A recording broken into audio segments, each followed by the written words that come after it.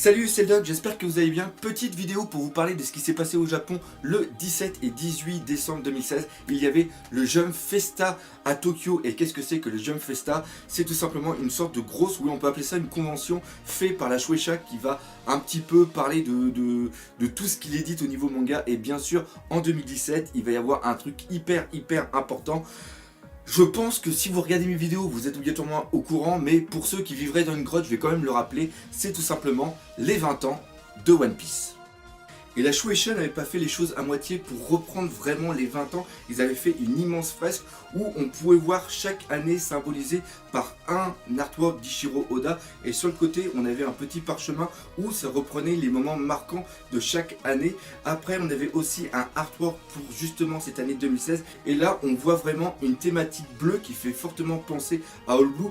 Et encore une fois, il faut se rappeler que cette année, même si c'était l'année de Senji, on peut dire qu'elle n'a pas été tendre avec lui. Il y avait aussi tout ce que grand fan d'Ichiro Oda pouvait rêver, c'est tout simplement des planches dessinées par Ichiro Oda, et il y avait aussi les crayonnés de ces planches, et ça c'est absolument fantastique. On a un exemple avec le combat de Corazon contre Vergo, où on a le crayonné de départ et le résultat final, et rien que pour ça, je pense que ça valait le coup d'y aller. Il y avait aussi des couvertures du Weekly Jump Shonen parce que pour l'année 2017, il va y avoir un truc absolument excellent, c'est-à-dire que chaque tranche de chaque tome qui vont être réunis, c'est-à-dire qu'il va y avoir entre 50 et 52 tomes, il va y avoir un petit morceau de chaque passage marquant de One Piece, et quand on les met l'un à côté de l'autre, ça va encore une fois faire une fresque absolument superbe. Donc là déjà, pour les gros collectionneurs de One Piece, je vous conseille de mettre de côté de l'argent pour acheter tous ces Weekly Jump Shonen parce qu'ils vont devenir absolument collecteurs. Et ce qui est en plus excellent,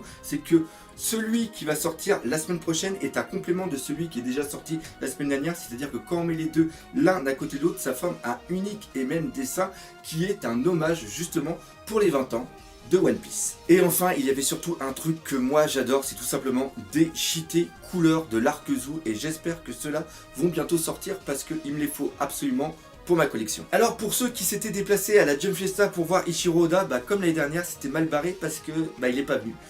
Encore une fois, je pense qu'il est resté chez lui pour bosser comme un taré sur One Piece. En un sens, tant mieux pour nous. Le mec il est tellement dévoué à One Piece que ça en fait presque peur. Par contre, comme l'année dernière, il avait laissé un petit mot. Et là, je fais un gros coucou à Aléas qui m'a fait une petite traduction de son petit mot. Enfin, du mot d'Ichiro Oda, pas de mot d'Aléas.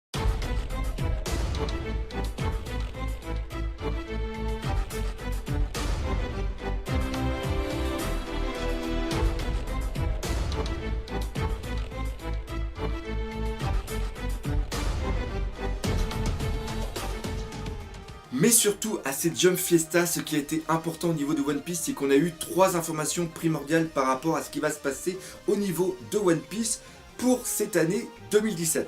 Petit 1, il va y avoir la fin de l'arc Toadland. L'arc Big Mom va se terminer cette année. Après, on va directement passer à la rêverie. On ne sait pas combien de temps ça va durer. Et enfin, le truc que tout le monde attend, c'est tout simplement le début de l'arc Wano Kuni. Et ça, il y en a qui le veulent à fond parce que ça veut dire quoi?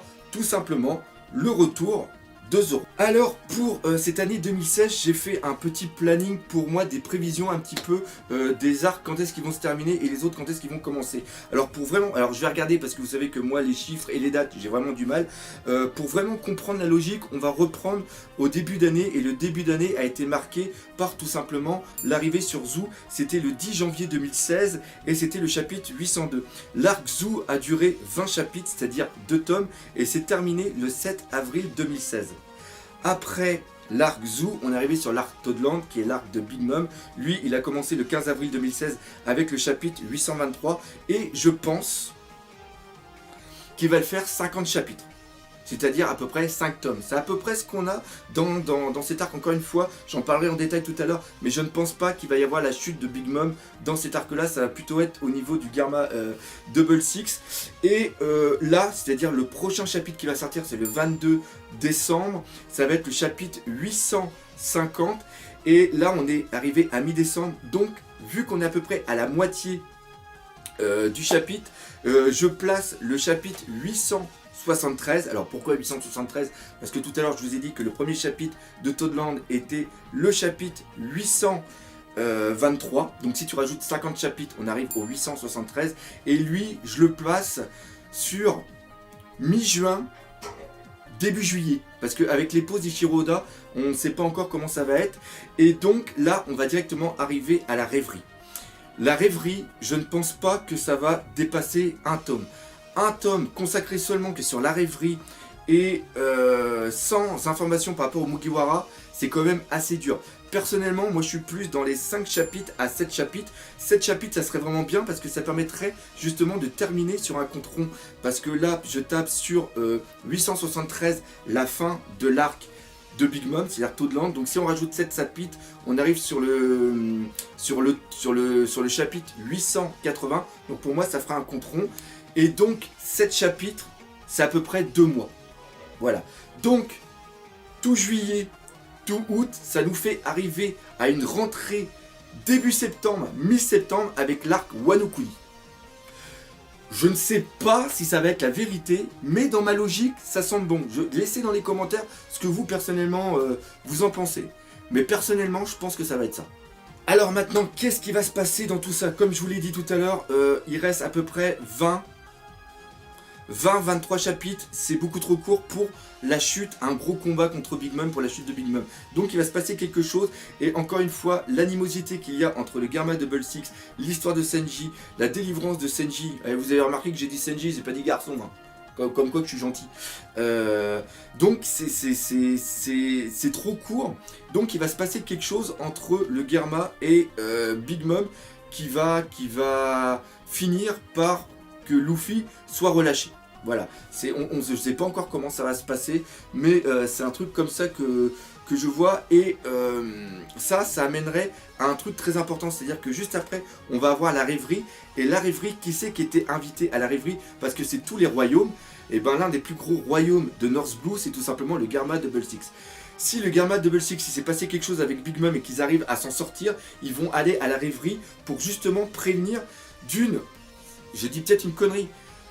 Je ne dirais pas d'une alliance entre les Mugiwara et Big Mom, mais le fait que Big Mom représente une grosse menace par rapport au gouvernement mondial, vu que le futur seigneur des pirates, ou le plus dangereux des Rocky, c'est comme ça qu'on peut voir un petit peu Luffy, vu qu'il est quand même responsable de la chute de Doflamingo, va faire beaucoup de grabuge dans le nouveau monde.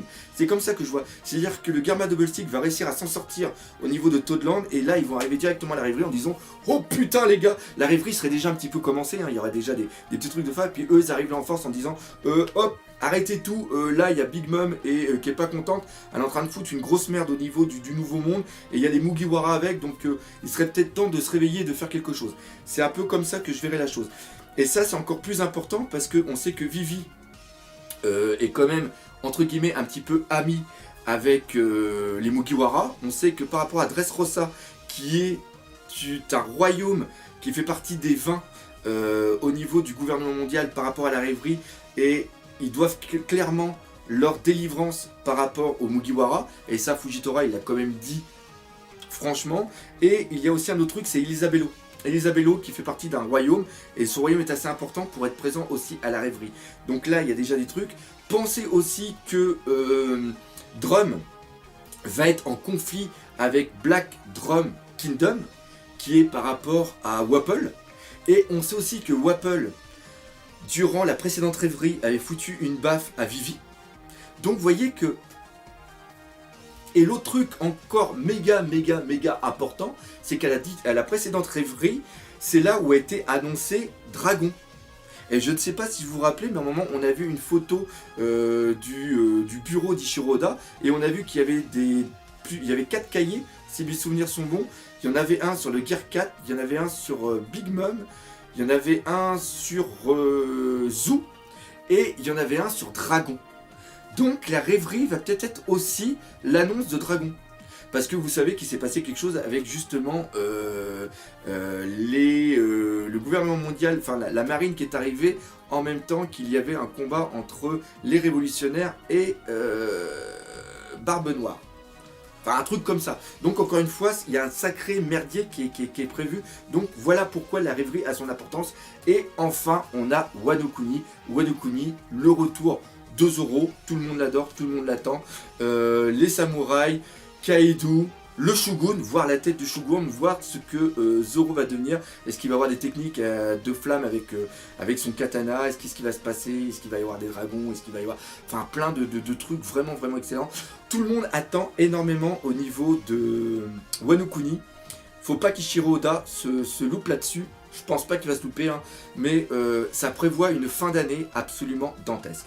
Donc voilà un petit peu les informations qu'on pouvait retenir de ce Jump Fiesta. Encore une fois, c'est des petites, c'est des nouvelles vidéos que j'essaye de faire, des sortes de vidéos news au niveau de One Piece. Encore une fois, dans les commentaires, laissez-moi, dites-moi ce que vous en pensez. Comme d'habitude, n'hésitez pas à défoncer la gueule de ce putain de pouce bleu. Et nous, comme d'habitude, on se dit à bientôt pour de nouvelles aventures One Piece. Et surtout, la réaction live du chapitre de cette semaine qui, encore une fois, s'annonce absolument malade.